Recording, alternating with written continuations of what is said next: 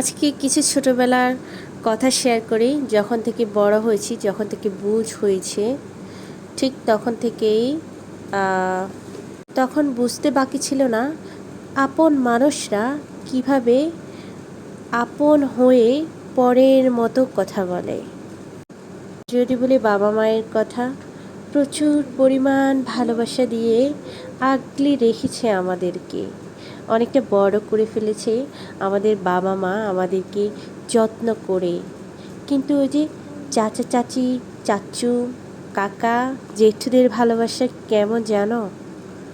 তাদের ভালোবাসা ছিল দাদার জমিনের মতো, একদম ভাগ ভাগ হয়ে গেছে।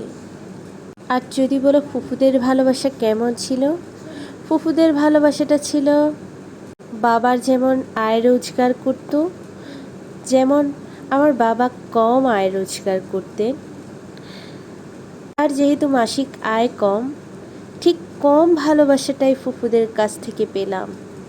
ছোট থেকে বড় হওয়াটা নানুর বাড়ি থেকে।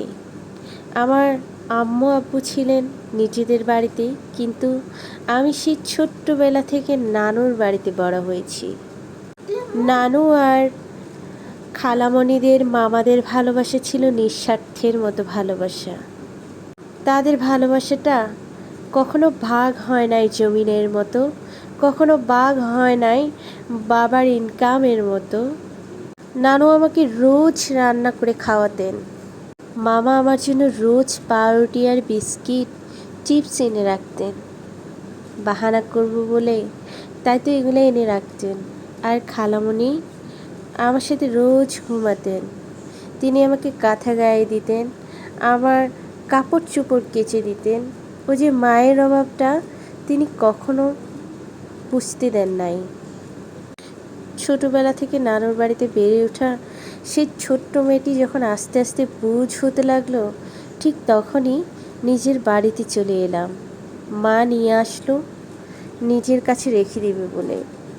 মা বাবা দুজন খুব যত্ন করে বড় করেছে, কিন্তু যখন থেকে আস্তে আস্তে বুঝ হলো, তখন বুঝতে আর বাকি ছিল না চাচাদের ভালোবাসাটা কেমন জানি। তাদের ঘরে যাব বলে দরজাটা বন্ধ করে দিত। তারা ভালো মন্দ খাচ্ছে, এই জন্য আমি যদি খুঁজে ফেলি, এই জন্য আমাকে দিবে না, দরজাটা বন্ধ করে দিত মুখের উপরে। এমনটাই ছিল চাচা কাকাদের ভালোবাসা। ছোটবেলা থেকে বড় হওয়া, আমাদের গ্রামেই বেড়ে ওঠা, আমাদের গ্রামটাকে ভীষণ মিস করি। ফসলের মাঠ, পুকুর ভরা মাছ, গোয়াল ভরা গরু ছিল না, এটা সত্য কথা।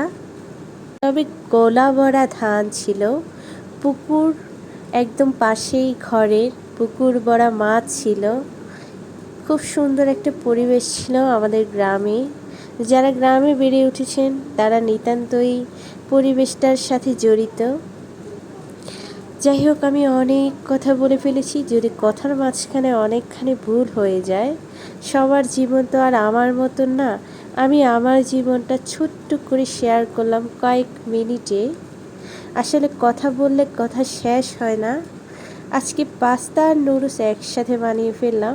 আমি কিন্তু পেঁয়াজ দিই নাই, এখানে রসুন, গাজর, টমেটো পিউরি আর ডিম দিয়েছি।